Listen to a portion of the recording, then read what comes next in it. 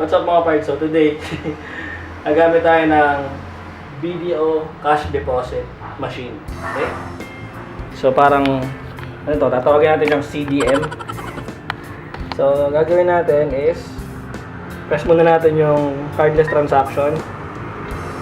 Yan. Tapos, cash deposit. Or kung bills payment yun sa'yo, click mo bills payment. Pero cash deposit kasi, kung anong klase ng bank account, peso, savings, peso checking, video cash card. So, savings tayo. Then,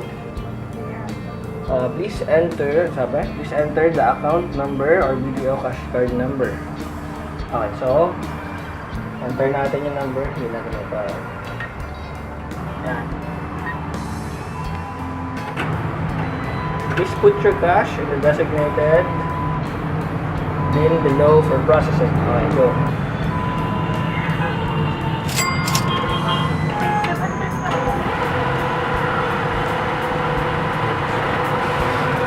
A few moments later.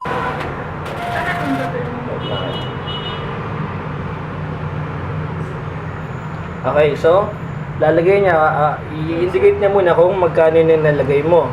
So, ayun yung total. So, 500 peso bill yung nilagay namin. So, nag-reflect siya.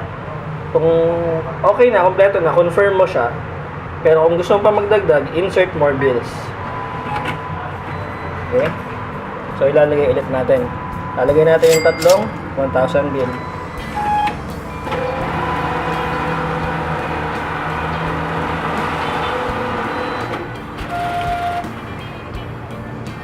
Okay, so nag-reflect na siya. Tatlong 1,000 bill and isang 500 bill. So that's 3,500. So wala na kaming pera. So confirm na namin. Okay.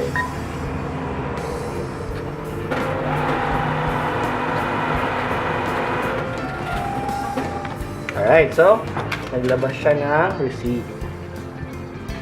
Okay. So, itong receipt is indicates, sorry, wait lang. So, this receipt indicates the last 3 digits of the account number and kung magkano yung nailagay natin. Alright, so, ganun gamitin itong video cash deposit machine. Right.